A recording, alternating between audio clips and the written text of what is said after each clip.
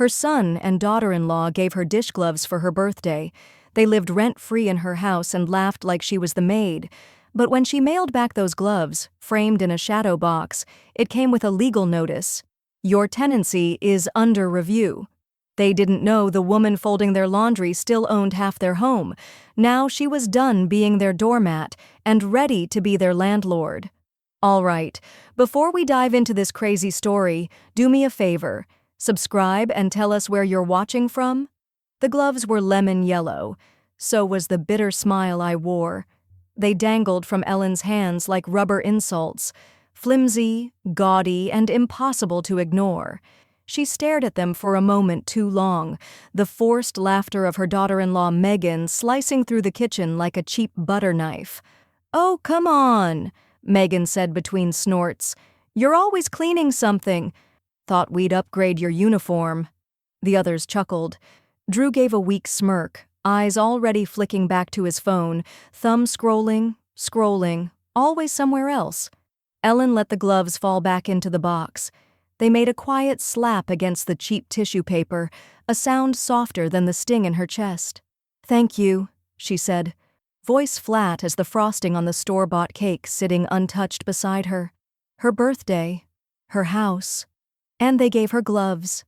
The kitchen buzzed with casual conversation, and the scent of leftover takeout reheated for the occasion. Megan poured herself more wine and gestured for Drew to cut the cake. "Should have gotten one that said her name, huh?" she joked. "Oh well." Ellen said nothing, but in her mind the memory reeled on its own.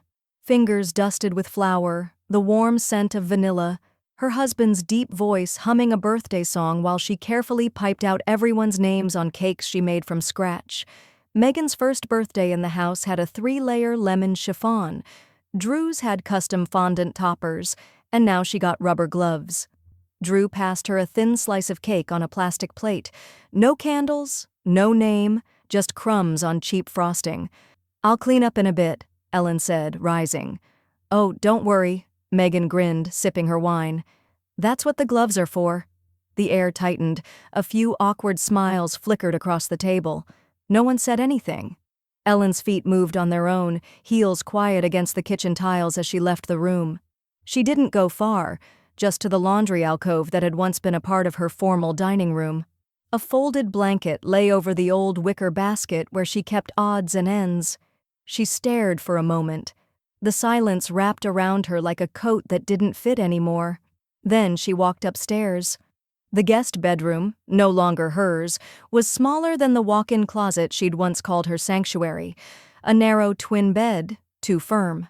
A single dresser with 2 working drawers. 1 lamp, no shade. She sat at the edge of the bed and peeled the wrapping paper from the box again, slower this time. At the bottom, something else caught her eye. A second gift, wrapped not in paper but stuffed beneath the flaps. A vacuum belt, used. The rubber frayed, cracked at the edge. Ellen held it between her fingers, the same way you might hold a dead insect. Upstairs, the laughter picked up again. Someone changed the music. Megan's voice floated in and out, high-pitched and oblivious. Ellen didn't cry. Not yet. Instead, she opened the bottom drawer of her nightstand.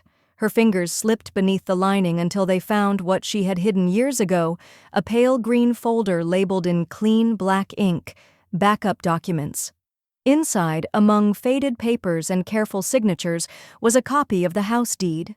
Ellen leaned back, the gloves now resting in her lap like a joke that landed too hard. She picked up her phone. Her fingers moved with quiet precision, no tremble, no rush. She scrolled to a number saved under old work, Lisa, lawyer. She hadn't called it in almost a decade, but tonight she hit dial. The phone rang twice. Then, Lisa Grant. Ellen didn't hesitate. "It's Ellen. I want to talk about the house, and I want the papers transferred back to my name." She didn't wait for the stunned silence on the other end to end. She hung up, set the phone down, and pulled the gloves tight over her hands. Not to clean, just to see how they fit. In the soft lamplight, she picked up the broken vacuum belt again, smiled quietly, and whispered, "Time to suck it all back. They forgot my name on the cake, but I remembered everything." The kitchen lights had dimmed to silence. Plates were scraped, wine glasses rinsed and stacked, and Megan's heels clicked softly upstairs like punctuation marks on a conversation Ellen was never part of. The birthday cake, half-eaten, soulless, and impersonal, sat with her name nowhere on it. Not even an E, just a blank sheet of white frosting smeared where someone had swiped a corner with a finger. Ellen sat at the far end of the table with a paper plate of soggy salad and a lone deviled egg. No one had saved her a full plate. She picked at the lettuce. It was wilted, tasteless. She'd made sure there was enough food for 12. From the living room, the buzz of the TV spilled through the open doorway. Drew's voice joined in with the sports commentary, indistinguishable from the static. Megan laughed too loud at a joke Ellen hadn't heard. Then came the clatter. 2 plates, dumped in the sink like afterthoughts. Ellen flinched at the sound, ceramic against steel. "Mom?" Drew called lazily. "Can you rinse those when you get a second?"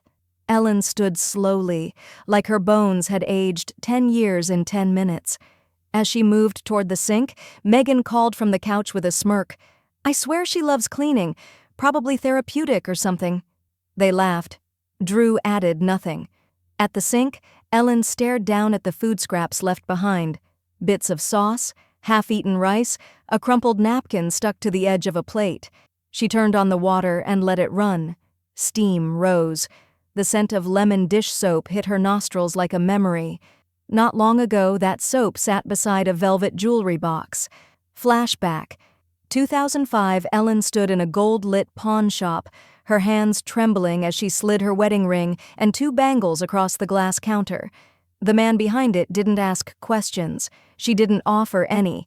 "I'll take the house loan application this afternoon," she'd said quietly. "Put it under both names."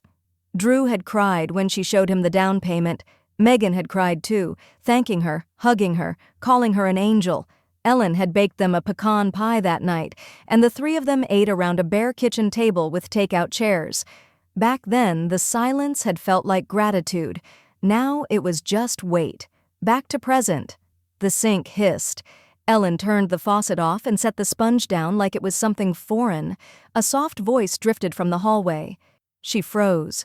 "I mean, she's basically the live-in maid," Megan whispered, barely hiding the scoff in her voice. "Except we don't pay her. Honestly, it's a great deal." Someone chuckled. Maybe Drew. Maybe not. Ellen's stomach coiled. She dried her hands and walked to the guest room. The lemon-yellow gloves still sat on the nightstand, curled like claws. She didn't look at them. Instead, she picked up her phone. The room was dark, and the screen lit up her face like a spotlight. Contacts greater than favorites, greater than Teresa C. Her finger hovered, then tapped. A text appeared on the screen. "Are you still in town?" She stared at it. No emojis, no explanation, just history. She hit send, then sat on the edge of the bed, staring at her folded reflection in the dark glass of the window. Behind her, the house buzzed with life that no longer needed her in it, but she remembered everything she gave to build it. Her phone buzzed once. A reply. Just 3 words. "Always. What's wrong?" I washed their dishes, their clothes. They couldn't even see me. The silence wasn't peaceful anymore. It was suffocating. Ellen stood in the hallway, staring at the photo shelf above the shoe cabinet. Every picture on it, family vacations, birthday parties, beach trips, had one thing in common. She wasn't in a single one. She had taken them all. She turned away and walked to her room, or what Megan liked to call the little nook. In a quiet sweep, she opened her top drawer, reached behind a stack of old scarves, and pulled out her jewelry pouch, the one she'd tucked away after they moved in. She placed it gently into a tote bag, careful not to let the zipper clink too loud. Next, a velvet-lined box of her mother's silver teaspoons, the porcelain locket from her wedding day, her late husband's cufflinks. Piece by piece, she removed herself from the house. As she stepped out to place the bag into her trunk, Drew's voice followed her from the kitchen. "Hey, Mom, can you grab more detergent when you go out?" He didn't even look up from his phone. "We're out again." Ellen paused in the foyer, her hand resting on the doorknob. "Of course," she said softly. "Wouldn't want the laundry to pile up." Drew gave a distracted thumbs up. She closed the door behind her like closing the final page of a chapter no one read. Inside her car, Ellen exhaled like she hadn't done it in weeks. She pulled out her phone, scrolled past group chats, family threads, and stopped at the name Teresa C., a name she hadn't touched in years, but had never deleted. Call. It rang once, twice. Then a sharp, familiar voice answered. Ellen? I didn't think you'd still have the same number. I keep the same numbers for the people who matter. Ellen blinked fast. Her voice wobbled. Can I ask you something a little strange? Only if it's not about crochet again. You were terrible at it. That made Ellen laugh. A small, painful thing, like someone remembering her real name for the first time in years. I signed something years ago, Ellen began, when Drew and Megan were looking for, this place. It was supposed to be temporary. I just needed to help them qualify, but was your name ever removed from the deed? I don't remember signing anything official. Do you have the original mortgage paperwork? In a folder, in my hope chest. Then listen closely. Teresa's tone sharpened. You may still own part of that house. Flashback. 5 years earlier. Ellen sat in a cold bank office, papers laid out like traps across the desk. Drew held her hand. We just need a co-signer, Mom. Once I get promoted, we'll refinance. 6 months, max. Ellen hesitated, pen hovering. And I'd still be on the title?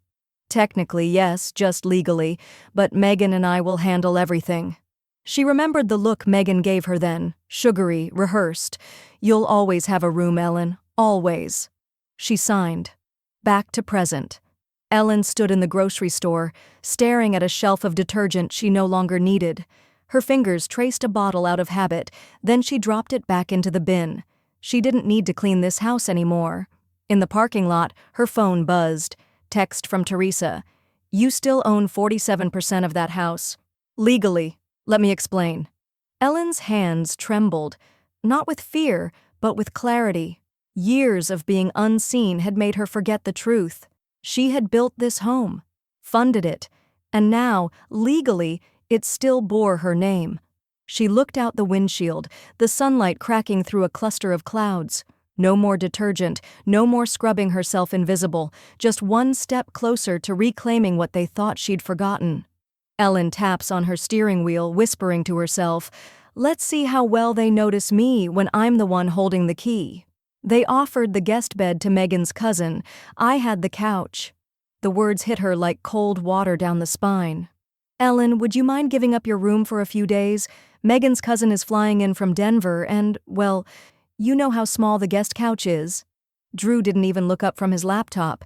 He said it like it was logical, reasonable, expected.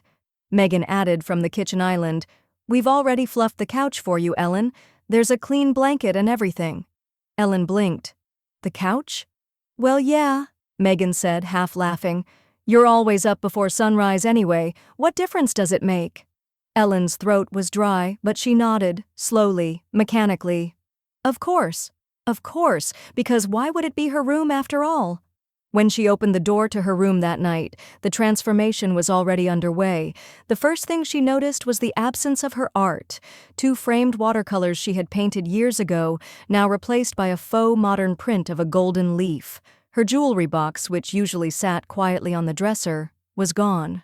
Her comforter, the one she bought with her first Social Security check because it just looked soft, had been replaced with a sleek gray duvet that didn't smell like her anymore. Even the lamp on the nightstand had changed. Her room, her sanctuary, had been staged. A hotel room, soulless, sterile. A sticky note sat on the edge of the dresser. Aunt Ellen, your things are in the hall closet. She didn't move, didn't cry. She just stood there, hands loosely at her sides, the silence screaming in her ears. The lemon-yellow gloves, still tucked in the drawer from her birthday, suddenly flashed in her mind.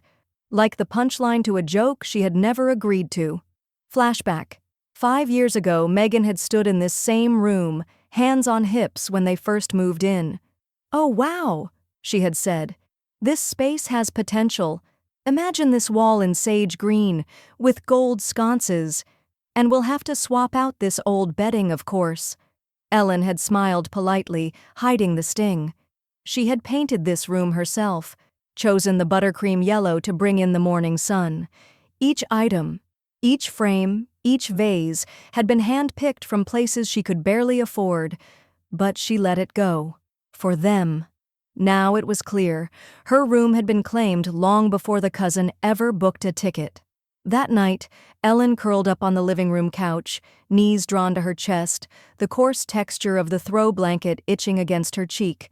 A dim lamp cast shadows against the wall, elongating the outline of her curled figure like a forgotten statue.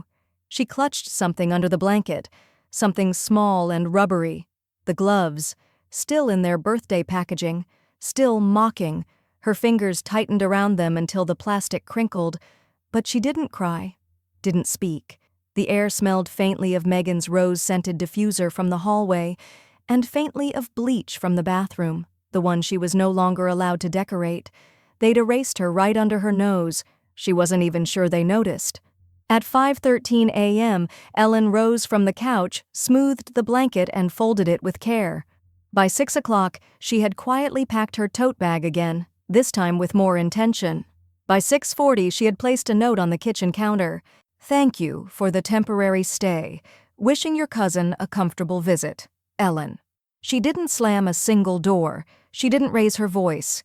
And yet every step she took away from the house felt louder than a scream. Outside, the sky was just beginning to shift from navy to pale gray. Birds stirred in the trees. The world hadn't woken yet, but Ellen had. She clicked the trunk shut, started the car, and whispered only to herself, "They took the room. I'm taking the house." As the house disappeared in her rearview mirror, the lemon gloves still sat folded on the couch, untouched. A ghost of the woman they thought they'd buried in convenience, but who now, quietly, had begun her return. I gave them comfort. I took back silence. The silence of the in-room was the loudest thing Ellen had heard in weeks. No dishwasher humming in the background. No Megan's footsteps in heels clicking across the hardwood like a metronome of superiority. No voice barking requests, just the quiet hum of an aging wall heater and the muffled trill of birds beyond the frosted window. Ellen sat on the edge of the single bed, her coat still on, a plastic keycard in her hand like a weapon she didn't yet know how to use. She was out, truly out, and no one had followed. She checked in under her full name, Ellen Jane Rowe, at a modest roadside inn that smelled of pine disinfectant and fresh linen. The clerk, a soft-spoken woman with a warm smile, didn't flinch when Ellen requested a weekly rate. "I just need some breathing space," Ellen had said with a soft smile. The clerk had nodded. Sometimes breathing space is more valuable than square footage. Room 14 had a lamp with a missing shade, floral curtains from the 90s, and a bedspread with too much polyester. But it was hers. For the first time in years, it was hers. The next morning, Ellen pulled on her most neutral coat, tied her hair in a loose bun, and stepped into her most unexpected act, reclaiming her past. The law office still had the same brass nameplate on the glass, Fitzgerald and Baines. She hadn't been there in nearly 8 years, not since Mrs. Whitmore's health started to decline, and Ellen had to let go of the job that gave her both dignity and routine. She stepped inside. A younger receptionist, new face, unsure smile, looked up. "I'm here for a letter," Ellen said, voice steady. It would have been left by a former client, Margaret Whitmore. The receptionist tilted her head. "Do you have ID?" Ellen passed it over without flinching. 2 minutes later, the woman returned, envelope in hand. It was cream-colored, heavy, wax-sealed. Her name was written in bold script across the front, "To Ellen, for when the world forgets you." Inside was a letter in Mrs. Whitmore's familiar cursive. "If you're reading this, then I'm gone, and you stayed kind. I couldn't give you what you truly deserved while alive, but I made sure they'd never erase you after. You were more family than most blood ever was. A portion of my estate has your name on it. Don't argue, just rise." A lump formed in Ellen's throat. There was also a small file folder with legal documents, trust paperwork, copies of a will, and an insurance policy she never knew existed. A sticky note was attached to the policy. Secondary beneficiary in case my niece flaked again. You always showed up. That counts. Back in her motel room, Ellen pulled out her phone. Her fingers trembled slightly as she opened her bank app. It asked her to confirm the external transfer. She entered the passcode. The number that popped up made her freeze. $4,863,742.84. For the first time in years, her breath caught. And not from anxiety. It was from possibility. She sat down slowly, her knees barely catching her weight. Her eyes scanned the screen again, as if one blink might shrink the balance back to something ordinary. But it remained. Blazing back at her in cold, hard truth. Mrs. Whitmore hadn't just left her something, she'd left her everything she needed to begin again. Ellen stared at the screen, her mind already calculating. Not revenge, not cruelty, but freedom. She whispered aloud, her voice steady, unrecognizable even to herself. Time to become the woman I used to be. And then some. They thought I left with a suitcase. I left with a plan. The dishwasher beeped, but no one moved to unload it. Megan stood at the kitchen island, scrolling mindlessly through her phone while sipping oat milk from the carton. Crumbs littered the granite surface. The trash bin was full. The sink was half filled with cloudy water and abandoned utensils. Ellen's break is really messing up my rhythm, she muttered, her voice just loud enough to invite a response. Drew, seated at the dining table in sweatpants, shrugged without looking up from his laptop. She'll be back. Probably needed a breather. You know how moms get dramatic. Megan laughed. She'll crawl back the second she runs out of oatmeal and cable.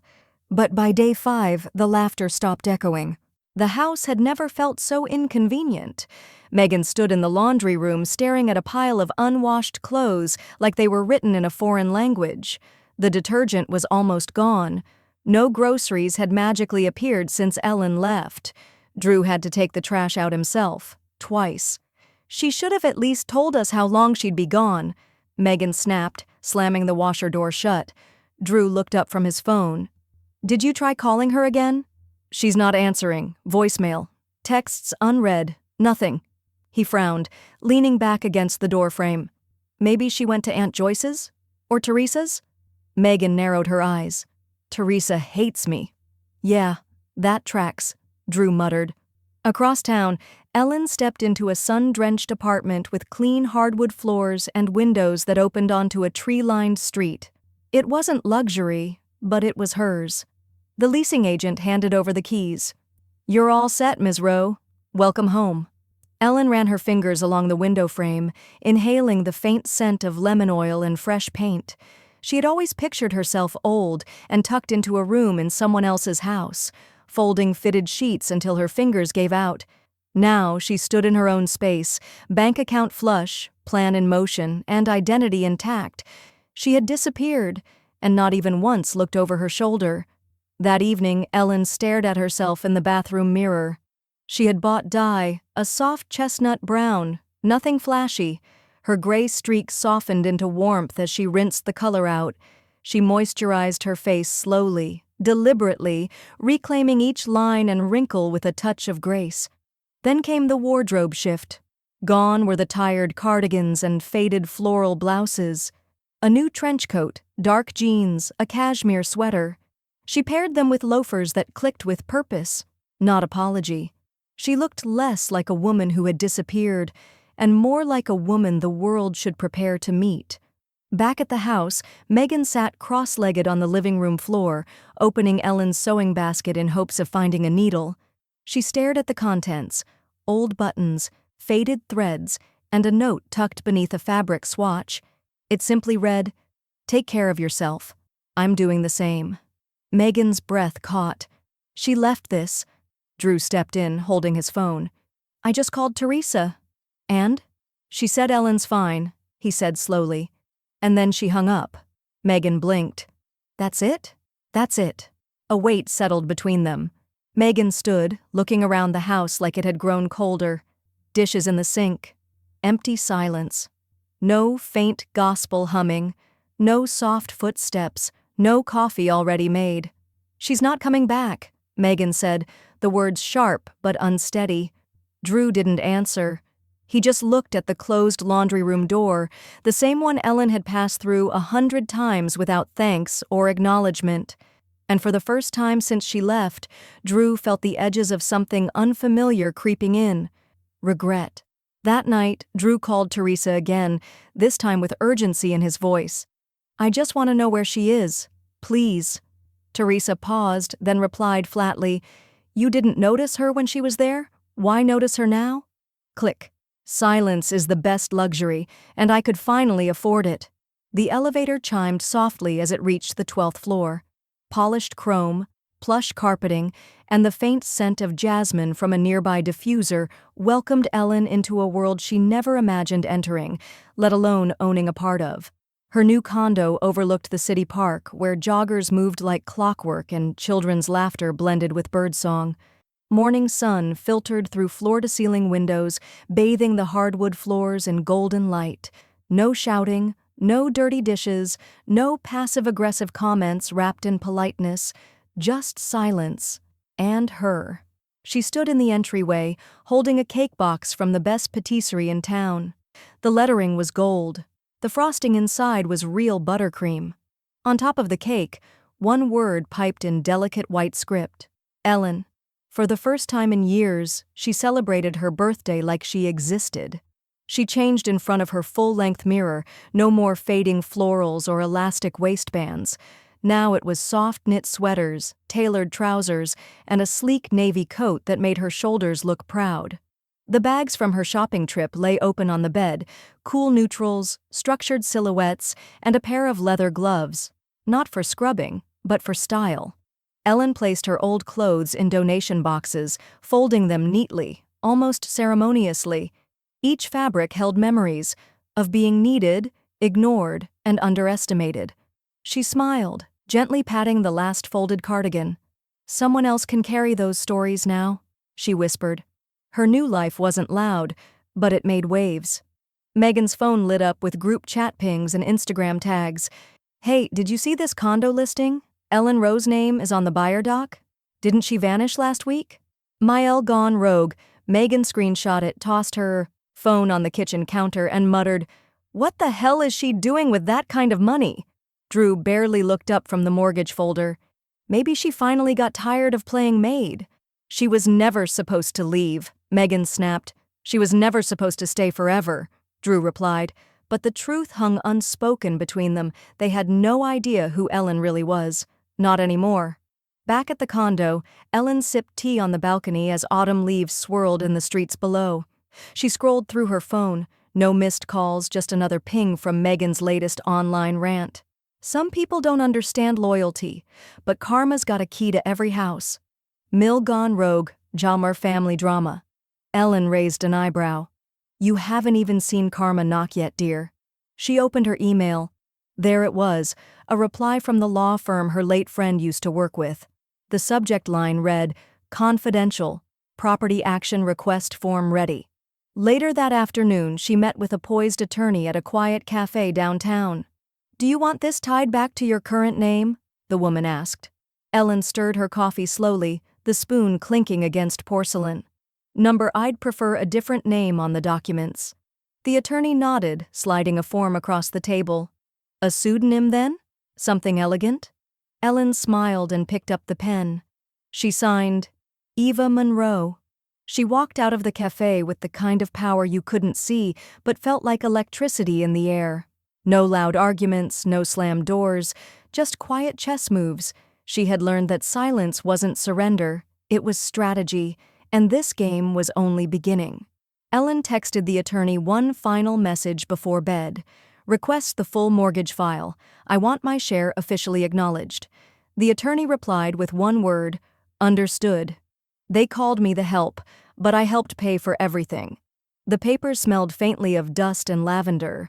Ellen laid them out across the condo's granite kitchen island like a dealer revealing her hand, each document a receipt of what she had given and what had been taken for granted.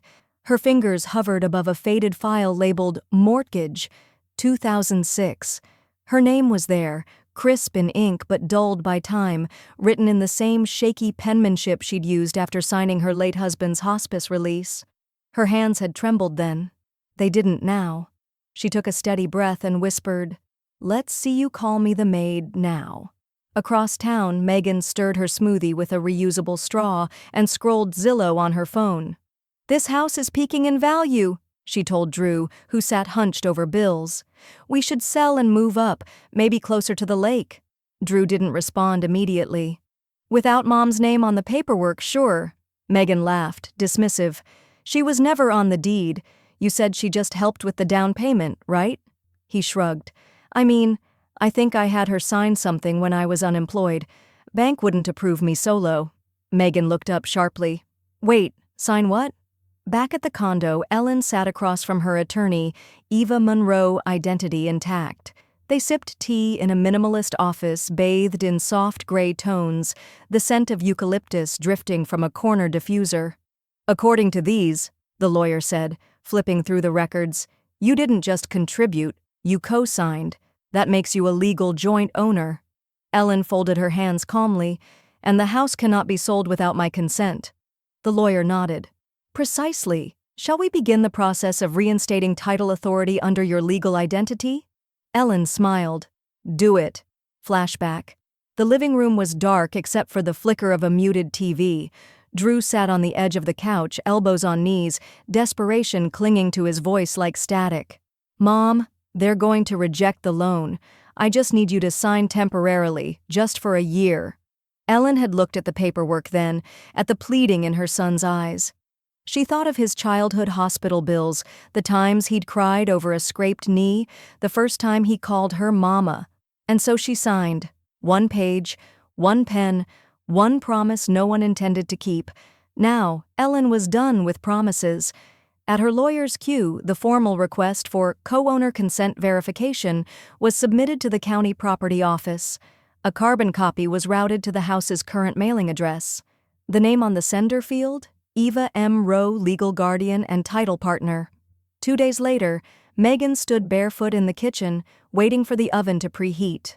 The doorbell rang. She opened it casually, assuming it was another Amazon box. But instead of a parcel, a sleek white envelope lay at her feet. The label was printed in professional serif font. CO-owner, legal consent pending request. Number 4419-GA.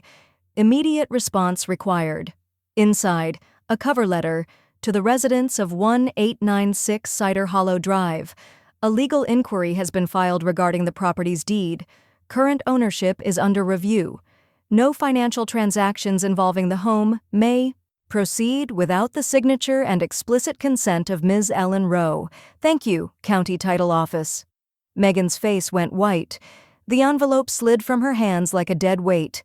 In that moment, something inside her cracked, not from fear, but from a dawning realization. They hadn't lost Ellen. They'd never had her. Megan rushed into the living room waving the letter. "She's still on the deed. We can't do anything without her." Drew took the paper, read it twice, then looked up at her. Panic and guilt now matching. Just as Megan turned to grab her phone, a new email notification popped up. From eva.m.row.legal@protonmail.com. Subject: upcoming property dispute timeline. Body: "I hope the gloves still fit. They gave me gloves. I gave them a legal warning." The package arrived on the morning of Megan's birthday, small, square, and wrapped in textured charcoal paper with a satin crimson bow that looked more expensive than anything inside. She grinned as she held it up. "Ooh, did you finally listen to my Amazon list?" Drew was mid-toast poor, half distracted. "Didn't send anything yet, babe. Must be from work?" "No sender label," she muttered, tugging at the ribbon. Inside was a velvet-lined shadow box.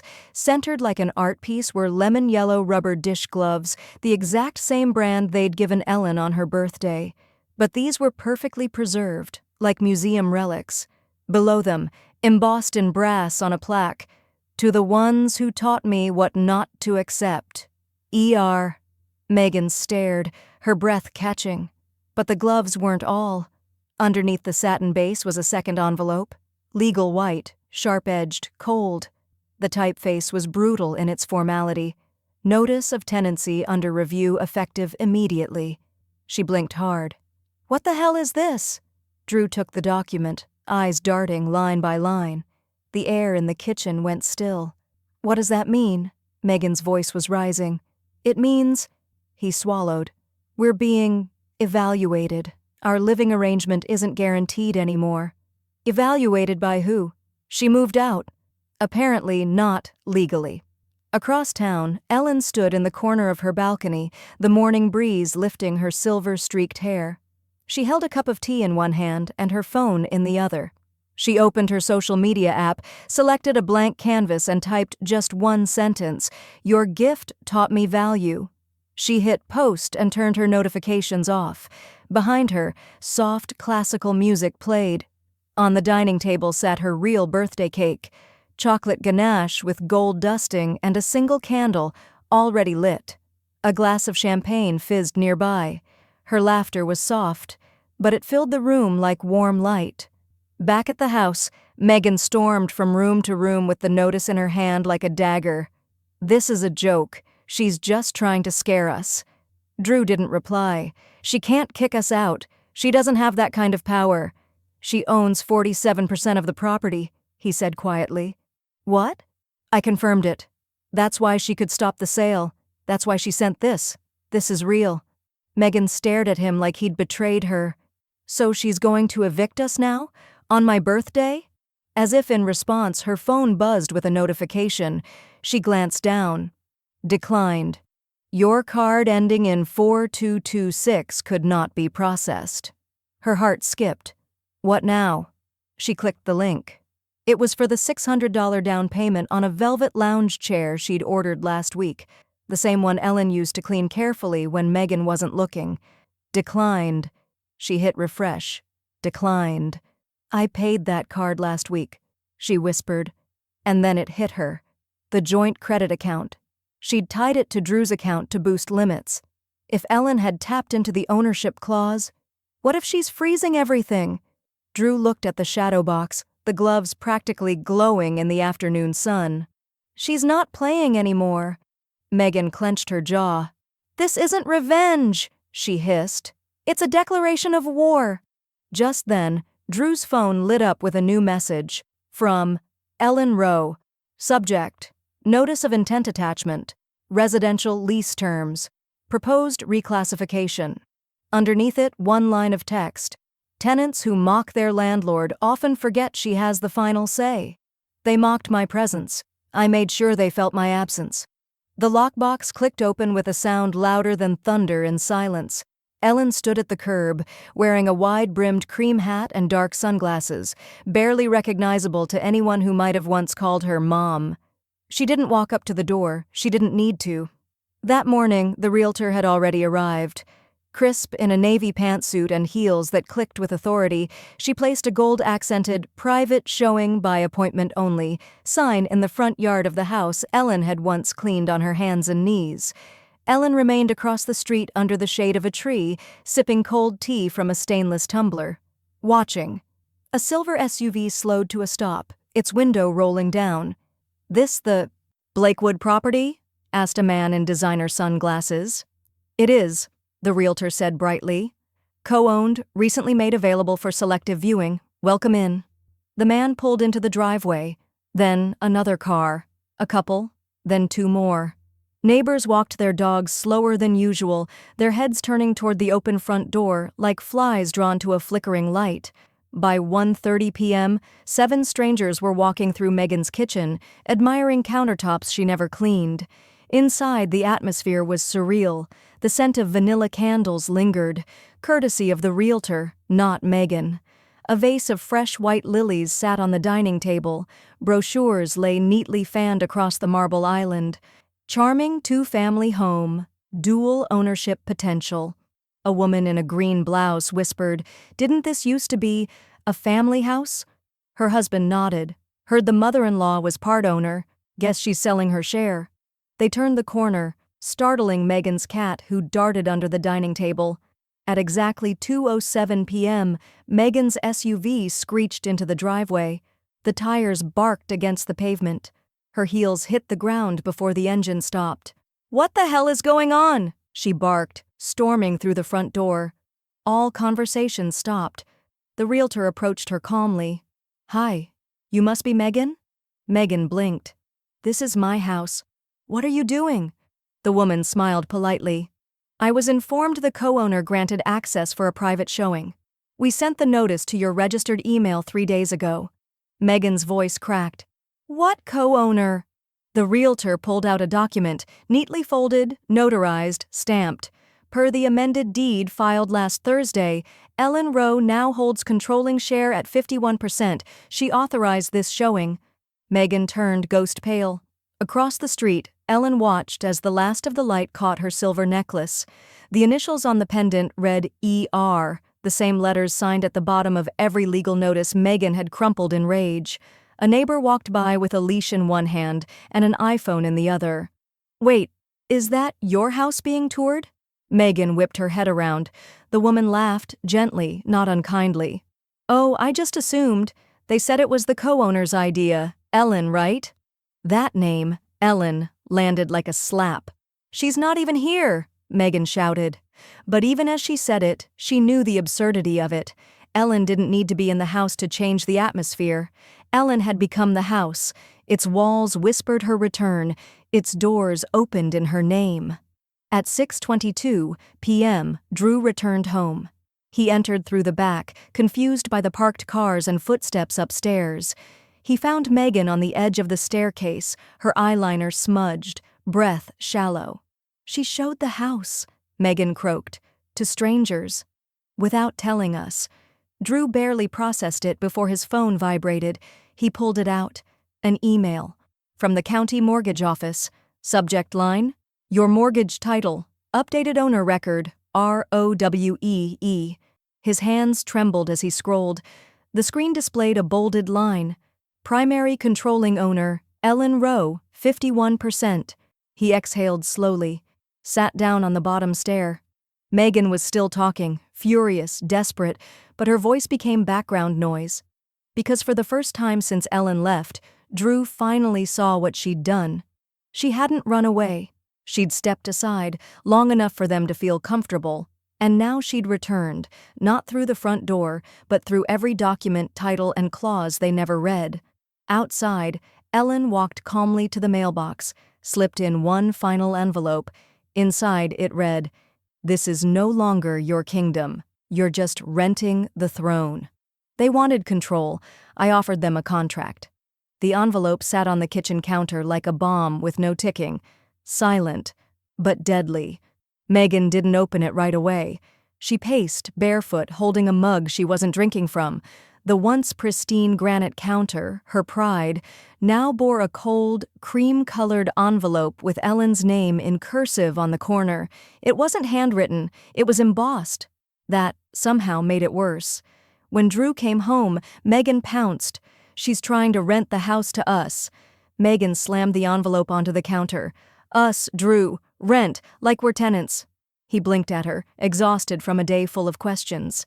The bank had called again, something about co-owner approvals still pending on a credit adjustment. He picked up the envelope, opened it, read, and sat down.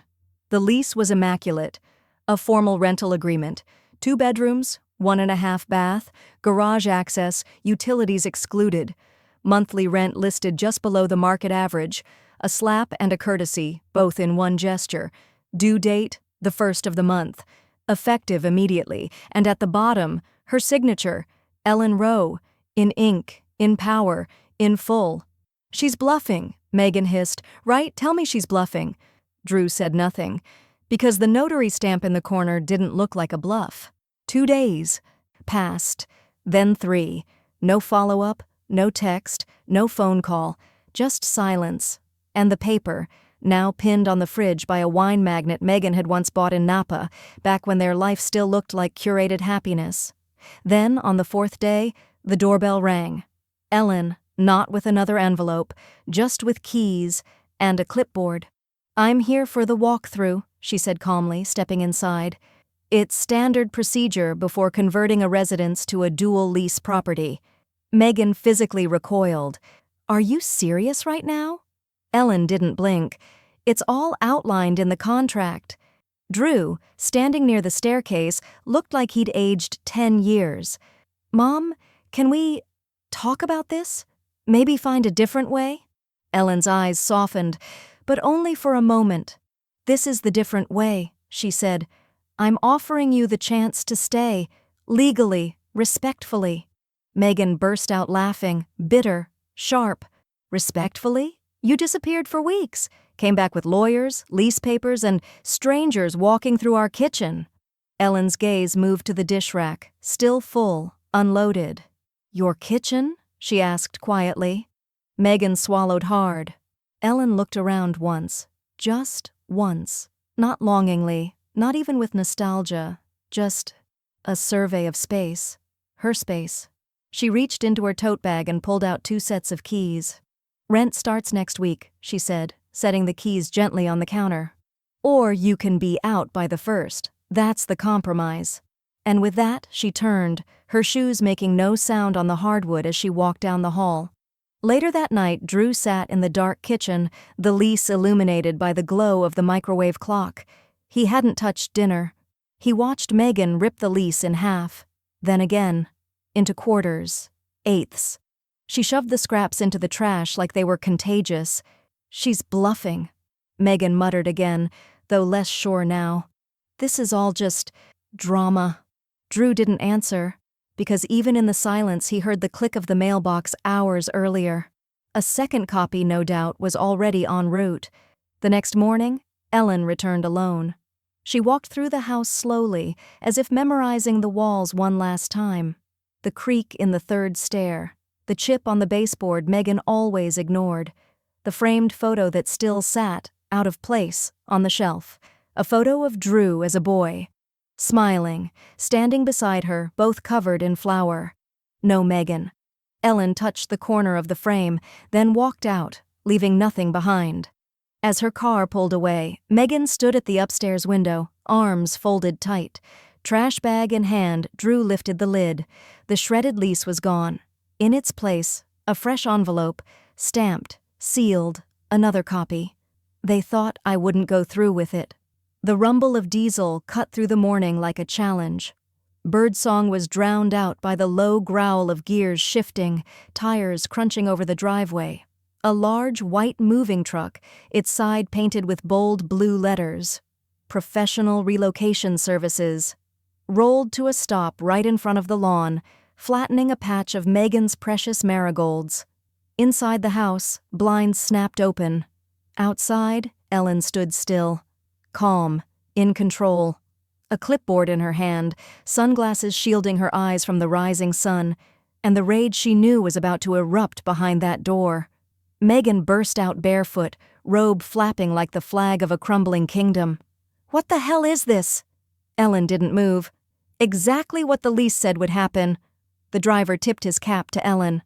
"Ma'am, where should we start?" Megan pointed at him like a prosecutor. "Do not touch a single thing in this house. I swear to God." A cruiser pulled in silently behind the truck. The sheriff stepped out. Megan froze. "This is a civil matter," the officer said smoothly, nodding to Ellen. "We're just here to maintain peace, ma'am." Megan spun toward Drew, who had followed her out in socks and shame. "Tell them this is a mistake. Tell her." Drew didn't speak.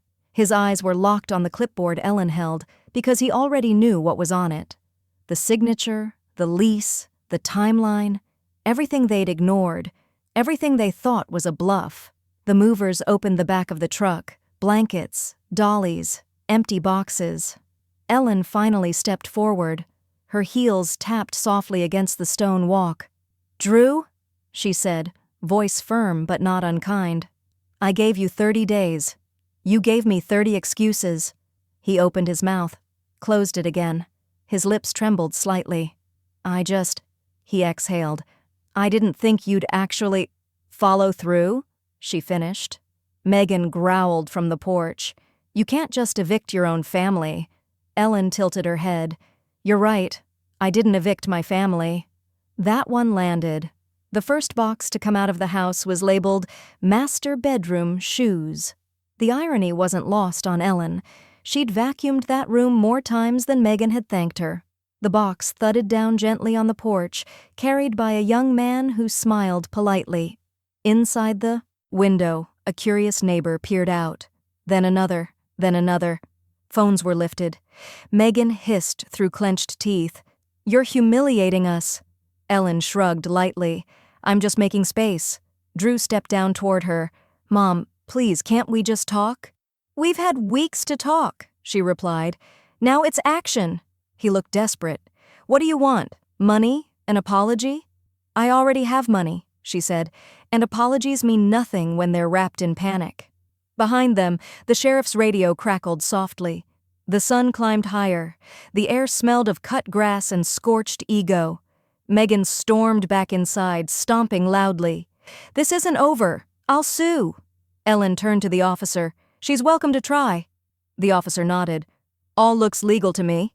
More neighbors had gathered now, some with coffee mugs, some still in robes, all watching the same play unfold from different porches.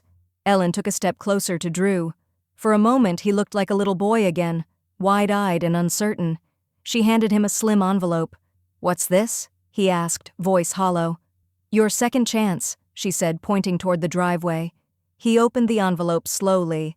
A lease. Again. This one was for the lakeside cottage. Full rent? No discounts? A lifeline, but not a rescue. Drew stared at it. "I thought you left us," he whispered. "I left the version of me you thought wouldn't." The sheriff cleared his throat gently. "We'll give you folks a moment." Ellen smiled softly and turned away, walking down the path with her shoulders straight, head high. As movers carried out Megan's designer luggage, Ellen passed the flower bed and reached into her bag. She dropped a fresh packet of marigold seeds onto the porch step, then walked to her car. Inside the envelope was a note, scribbled in Ellen's graceful hand. "You always said you wanted a fresh start. Here's your plot of land. I wasn't always soft. I just chose peace. For too long." The cemetery was quiet, save for the steady rustling of trees whispering secrets to the wind. Ellen knelt by the marble headstone, her gloved hand brushing away a dry leaf that clung stubbornly to the engraved name. Teresa Marlowe, fierce friend.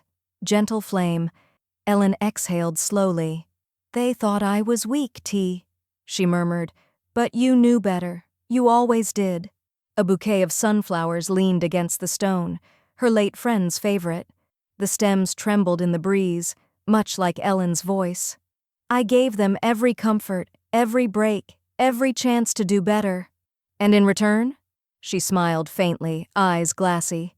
"Dish gloves for my birthday." She didn't cry. Not today. She'd cried too much for too long. The silence she used to wrap around her hurt had finally torn wide open, and now the air tasted different. Fresher. Charged. Standing slowly, Ellen reached into her bag and placed a folded note beside the sunflowers. On it, "Thank you for reminding me who I was before they tried to shrink me." Later that evening, she sat by the wide window in her condo, steam curling from a teacup beside her laptop. The cursor blinked on a blank document. Title, "Dish Gloves and Deeds." She hesitated, then typed, "They called me a guest in my own house."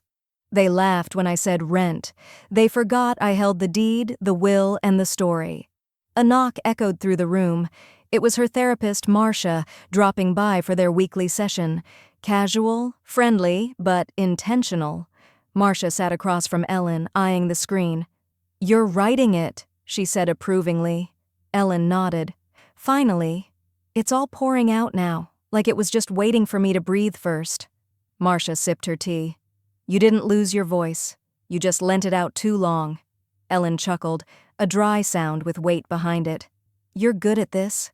"I know," Marcia grinned. "But you're better at this part now. Writing it means owning it." Over the next week, the story took shape. Scene by scene. Memory by memory. She wrote about the morning they asked her to sleep on the couch, about the broken vacuum belt, the shadow box with dish gloves, and how silence had always been her loudest scream. She didn't sugarcoat anything. Not Drew's complicity, not Megan's cruelty, not even her own years of avoidance. And then one day, she posted a single excerpt online, just 500 words, a quiet blog post titled, "Why I Packed Up Without Saying Goodbye." Within hours, it spread. By the next morning, her inbox flooded with messages from women across the country, mothers, widows, caretakers. Many wrote just one line, "I thought I was alone." But buried in the hundreds of emails was one that made Ellen freeze mid-scroll. Subject line, "From one storyteller to another. A literary agent." The body read, "Ellen, I read your post aloud to my mother over breakfast. We both cried. Have you considered publishing this as a memoir? If not, I would love to represent you. Let's talk. This is the story women have waited too long to hear." Jessica Hartwell, Marigold Literary Agency. Ellen leaned back in her chair, hand still hovering above the keyboard. Her tea had gone cold, her cheeks were warm. She looked out over the lake. The water was calm, but she knew now how deep it ran beneath the stillness. She whispered, "Teresa, we're not invisible anymore." Ellen clicked reply, typed just 5 words. "Let's tell them everything. Start now. Revenge fades. Peace remains."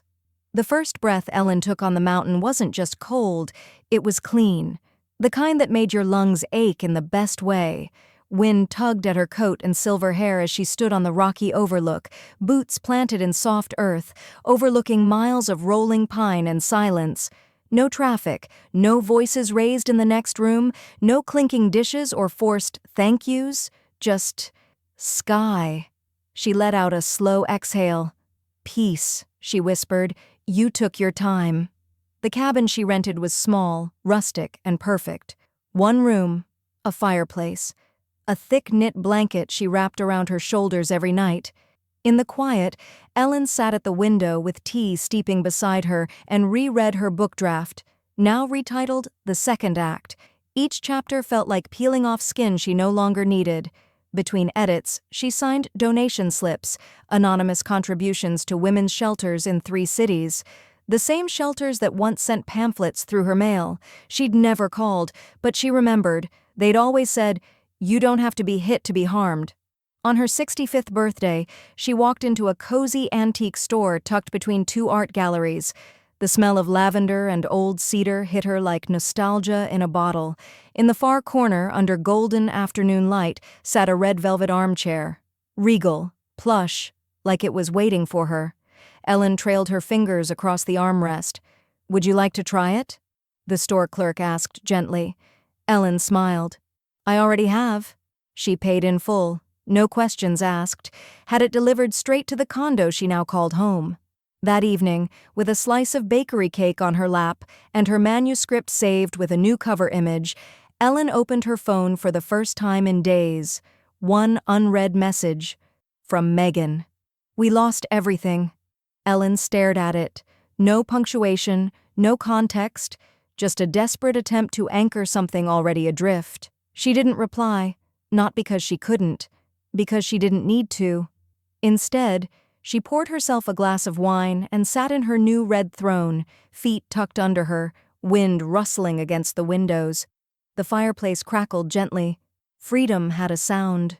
It was the absence of footsteps down a hall she no longer had to walk. Hours later, a ping broke the hush. Another message, this time from an unknown number. She opened it. A photo. Megan, dressed in a housekeeping uniform, hair tied back, expression tight, caught mid-step in a hallway lined with cleaning carts. No message, no caption, just the image. Ellen stared at it for a long moment, not out of satisfaction, but stillness. The circle had closed itself. Some might have smiled. Ellen simply powered off her phone. Outside, the moonlight bathed the mountains in silver. Inside, she lifted her wineglass in a silent toast to every version of herself that had waited for this moment. Then, softly, she whispered, "To peace, the kind you build." Ellen stepped away from the window, returned to her desk, and opened a new envelope. Inside, the final draft contract from her publisher. Next to it, a handwritten letter in fancy script. From a national talk show producer. Subject line, "America wants to meet the woman who gave dish gloves a whole new meaning.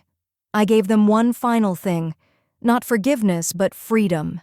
The deed slid into the envelope with the softest shk, a sound so quiet it could have gone unnoticed, but in Ellen's world it was thunder. Final. Permanent.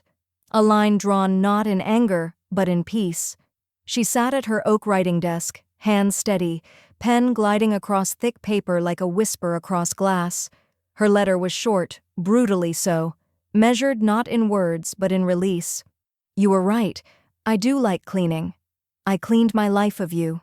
No salutation, no sign-off, just truth in cursive.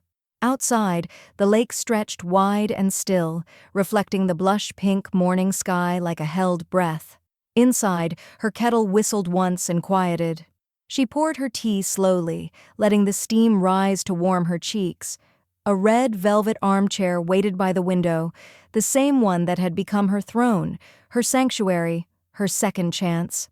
Ellen took her seat, tucked her feet beneath her, and opened her laptop.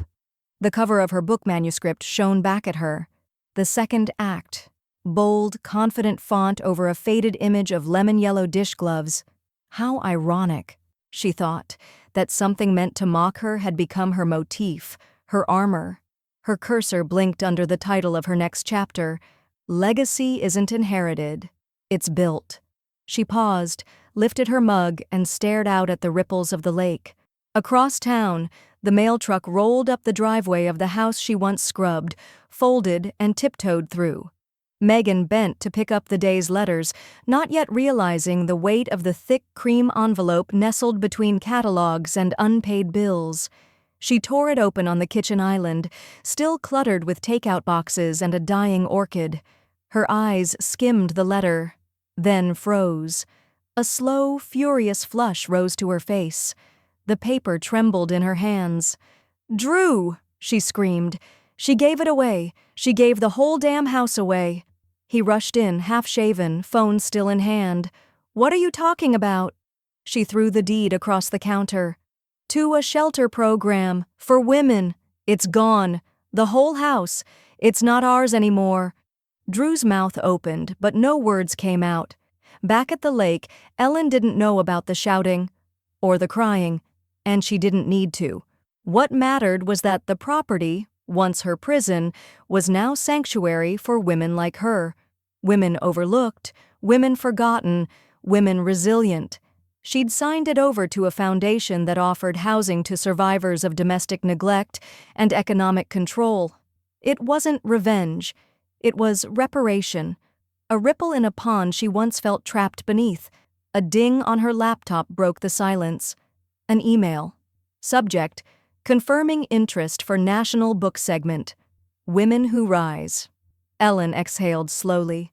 Her fingers hovered over the keyboard. She thought of the day she wore yellow gloves and faked a smile, the night she lay on the couch as Megan's cousin slept in her bed, the cracked vacuum belt tucked beneath her birthday wrapping. Every silent moment had led here. She hit reply. I'd be honored.